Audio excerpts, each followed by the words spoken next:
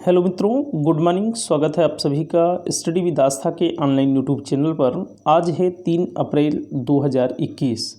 आइए आज के इम्पॉर्टेंट करंट अफेयर्स पर अपने इस लेक्चर को स्टार्ट करते हैं। अपने इस लेक्चर को स्टार्ट करने से पहले मैं आप सभी से रिक्वेस्ट करूंगा कि आप हमारे चैनल स्टडी विद आस्था को सब्सक्राइब कर लें, साथ में बेल आइकन को प्रेस कर लें ताकि सभी वीडियो के रेगुलर नोटिफिकेशन आपको मिलते रहें। तो मित्रों, स्टार्ट करते हैं आज के महत्वपूर्ण इम्पॉर्टेंट करंट अफेयर्स के अपने इस लेक्चर को। पहला पॉइंट है जो कि काफ़ी इम्पोर्टेंट क्वेश्चन बन सकता है आपके एग्जाम में। दक्षिण फिल्मों के सुपरस्टार रजनीकांत को फिल्मी दुनिया का सबसे बड़ा सम्मान 51वें दादा साहब फाल्के पुरस्कार 2019 से सम्मानित किए जाने की घोषणा की गई है।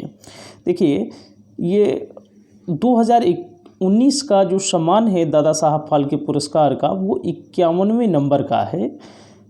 रजनीकांत का वास्तविक नाम शिवाजी राय गायकवाड़ है। देखिए, 50वां दादा साहब फाल्के पुरस्कार 2018 फिल्म अभिनेता अमिताभ बच्चन को प्रदान किया गया था। तो 50वें नंबर का दादा साहब फाल्के पुरस्कार 2018 फिल्म अभिनेता अमिताभ बच्चन को प्रदान किया गया था।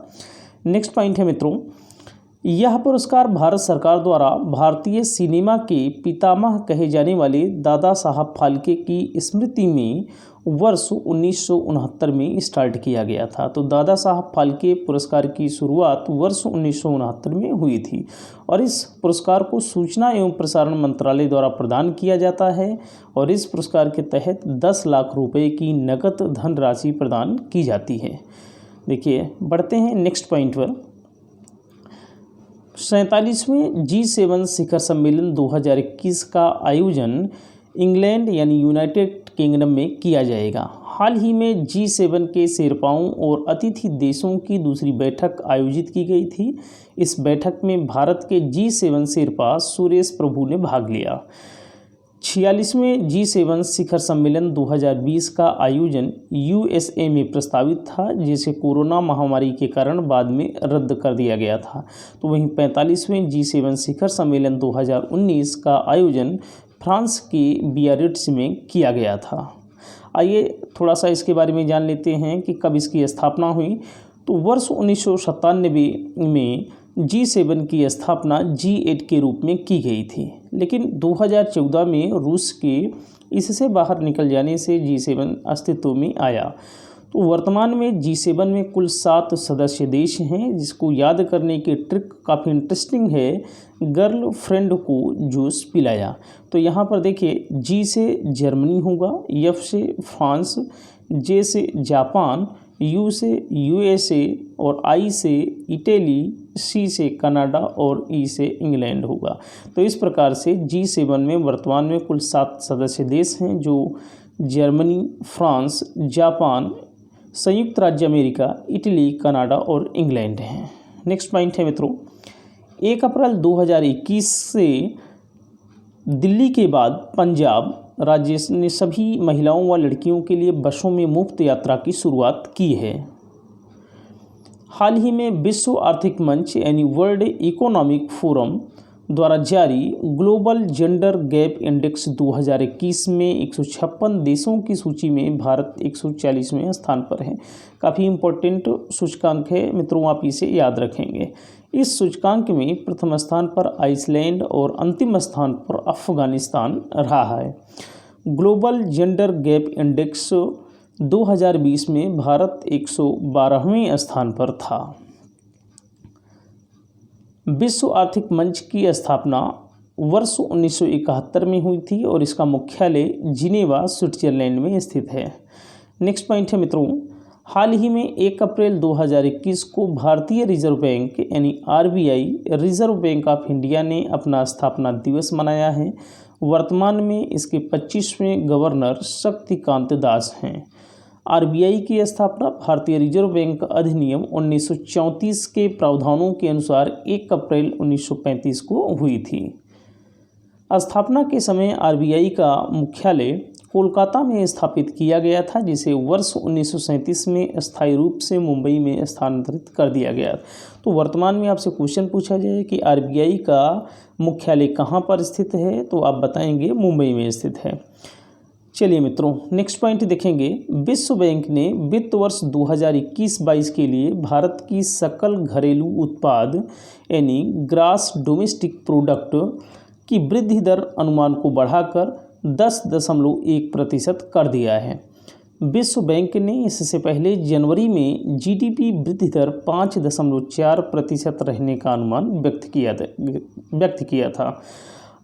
अंतर्राष्ट्रीय पुनर्निर्माण और विकास बैंक यानी IBRD, international bank for reconstruction and development, और अंतर्राष्ट्रीय मुद्रा कोष यानी IMF, इंटरनेशनल मॉनेटरी फंड की स्थापना एक साथ वर्ष 1944 में अमेरिका के न्यू हैम्पशायर में ब्रेटन वुड्स सम्मेलन के दौरान हुई थी। अंतर्राष्ट्रीय पुनर्निर्माण और विकास बैंक को ही विश्व बैंक यानी वर्ल्ड बैंक कहा जाता है। वर्ल्ड बैंक और IMF को जुड़वा बहन की संज्ञा दी जाती है। इन दोनों का मुख्यालय अमेरिका की राजधानी वाशिंगटन DC में स्थित है। वर्तमान में वर्ल्ड बैंक में सदस्य देशों की संख्या 189 है, तो वहीं IMF में सदस्य देशों की संख्या 190 है। IMF का 190वां सदस्य देश अंडोरा है। नेक्स्ट पॉइंट है मित्रों, हाल ही में भारत और अमेरिका के विशेष बलों के बीच संपन्न संयुक्त सैन्य अभ्यास वज्र प्रहार के 11वें संस्करण का आयोजन हिमाचल प्रदेश के चंबा जिले के बकलोह में किया गया। आइए देखते हैं कुछ और युद्ध अभ्यास किन किन देशों के बीच में होता है। दस्तलिक सेकंड युद्ध अभ्यास, जो कि हाल ही में भारत और उज्बेकिस्तान की सेनाओं के बीच में संपन्न हुआ है। ऑपरेशन सूर्यकिरण काफ़ी इम्पोर्टेंट है, भारत और नेपाल के बीच में होता है। अल नगाह युद्ध अभ्यास भारत और ओमान के बीच में होता है। नेक्स्ट पॉइंट है मित्रों, हाल ही में विधानसभा के चुनाव के बीच 1 अप्रैल से 10 अप्रैल 2021 तक चुनावी बॉन्ड की 16वीं किस्त जारी की जाएगी। इस बॉन्ड का जिक्र सर्वप्रथम वर्ष 1917 के आम बजट में किया गया था। इसे केवल SBI यानी स्टेट बैंक ऑफ इंडिया जारी करता है और इसको चेक या भुगतान के जरिए ही खरीदा जा सकता है। भारतीय चुनाव आयोग यानी इलेक्शन कमीशन ऑफ इंडिया की स्थापना 25 जनवरी 1950 को की गई थी और भारतीय संविधान का भाग 15 चुनावों से संबंधित है। संविधान के अनुच्छेद 324 से 329 तक चुनाव आयोग का वर्णन है। भारत के प्रथम मुख्य चुनाव आयुक्त तो सुकुमार सेन थे। नेक्स्ट पॉइंट है मित्रों, हाल ही में मर्सिडीज ड्राइवर लुइस हैमिल्टन, जो कि ग्रेट ब्रिटेन के हैं, ने बहरीन ग्रैंड प्रिक्स 2021 का खिताब जीत लिया है। हाल ही में ब्रिटेन की महारानी एलिजाबेथ II ने लुइस हैमिल्टन को नाइटहुड की उपाधि प्रदान की है। Formula 1 race driver Michael Schumacher का संबंध जर्मनी से है। चलिए मित्रों देखेंगे नेक्स्ट पॉइंट। नीति आयोग यानी नीति national institution for transforming India द्वारा जारी एक रिपोर्ट के अनुसार भारत का स्वास्थ्य सेवा उद्योग वर्ष 2022 में $372 बिलियन तक पहुंच सकता है। देश का स्वास्थ्य सेवा क्षेत्र पिछले 5 वर्षों में तेजी से बढ़ा है, जिसकी वार्षिक वृद्धि दर 22% रही है।